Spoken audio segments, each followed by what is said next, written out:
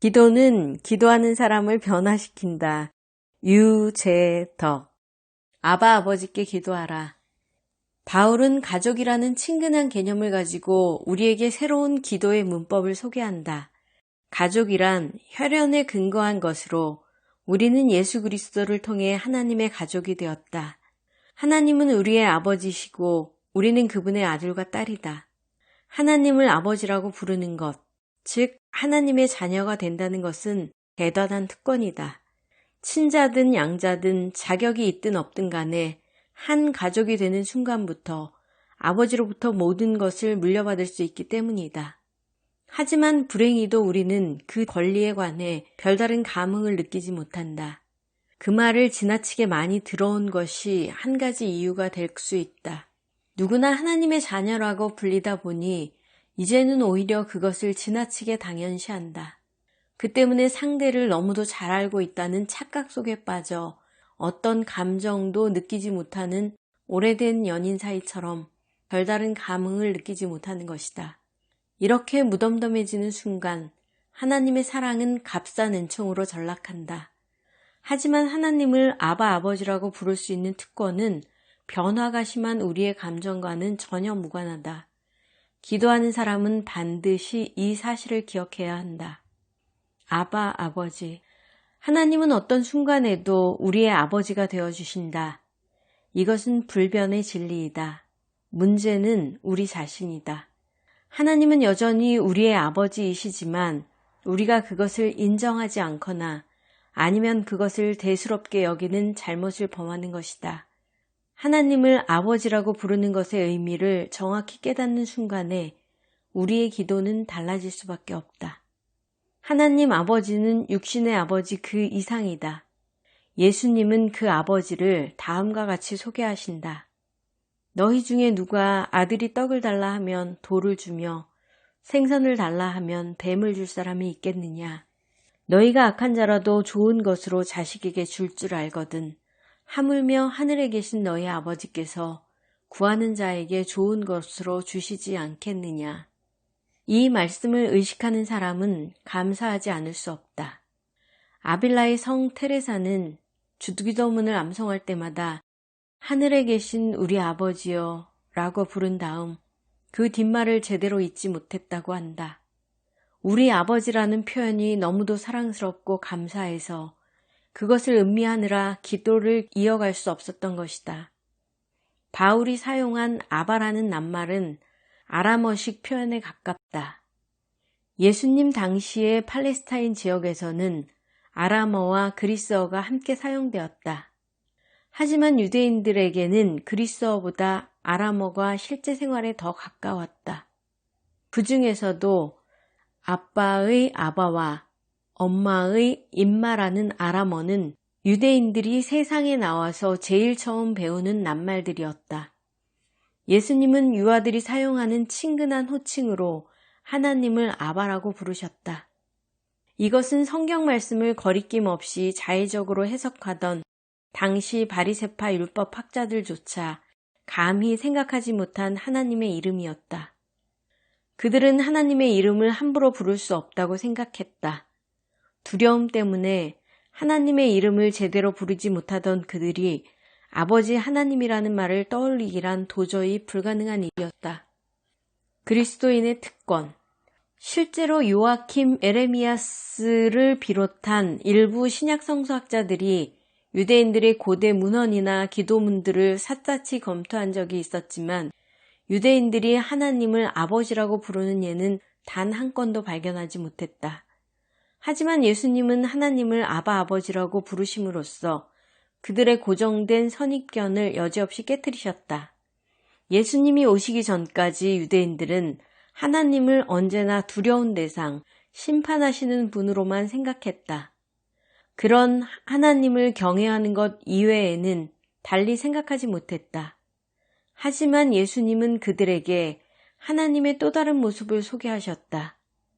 유대인들은 예수님을 통해 하나님이 멀리 떨어져서 인간을 지켜보시다가 잘못하면 가차없이 심판하는 두렵고 무서운 존재가 아니라 어미닭이 병아리를 날개 아래 품듯이 따뜻한 사랑으로 자신들을 감싸주시는 분임을 처음으로 배웠다.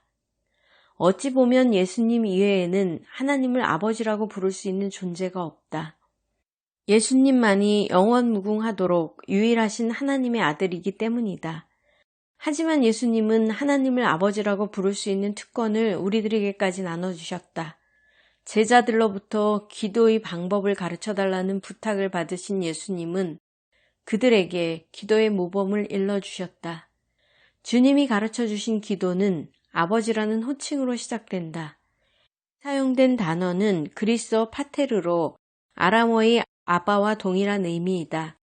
예수님은 이 기도문을 통해 하나님의 아들로서 누리는 특권을 제자들에게 나눠주려고 하셨고 그 이후로 그리스도를 통해 하나님을 믿게 된 우리 역시 입양된 아들과 딸로서 그 하나님을 아버지라고 부를 수 있게 된 것이다. 따라서 기도할 때마다 예수님이 우리에게 나눠주신 그 특권을 기억하는 것이 무엇보다 중요하다. 하나님의 어깨. 아버지 하나님께 드리는 기도는 어떤 내용도 구애받는 법이 없다. 예수님은 아버지로서 하나님의 모습을 이렇게 소개하신다. 너희에게는 오히려 머리털까지도 다 세신 바 되었나니 두려워하지 말라. 하나님은 무엇 하나 빠뜨리지 않고 우리의 필요를 살피신다. 우리는 기도할 때마다 어떤 요구에도 응답하시는 이 자비하신 하나님의 모습을 떠올려야 한다. 온갖 정성으로 자녀들을 보살피는 세상의 아버지보다 더 큰 정성을 베푸시는 분이 바로 하나님 아버지이다. 하이델베르크 교리문답서는 다음과 같이 묻는다. 그리스도는 어째서 우리에게 하나님을 우리의 아버지라고 부르도록 명령하셨는가? 그 답은 이렇다. 그렇게 하면 하나님의 역사를 통해 즉시 우리 속에 하나님에 대한 어린아이 같은 경애와 확신이 일기 때문이다. 우리가 하나님을 아버지라고 부르는 순간 어린 시절에 든든하게 여겼던 아버지의 어깨가 떠오르는 것도 바로 그 때문이라고 할 수 있다. 넓은 품으로 우리를 힘껏 안아주시는 하나님께 아뢰지 못할 기도의 제목은 있을 수 없다. 하루는 어느 과부가 할레 지역에서 고아원을 운영하던 프랑케를 찾아와 금화 한 입을 청했다. 비록 과부의 처지는 딱했지만 고아원 운영 때문에 어려움을 겪던 프랑케에게 금화 한 입은 결코 적은 돈이 아니었다. 프랑케는 조심스레 과부의 청을 거절했다. 그러자 낙심한 여인은 그만 울음을 터뜨렸다. 예상치 못한 그녀의 행동에 가슴이 아팠던 프랑케는 잠시 양해를 구한 다음 방으로 들어가 하나님의 인도하심을 구했다.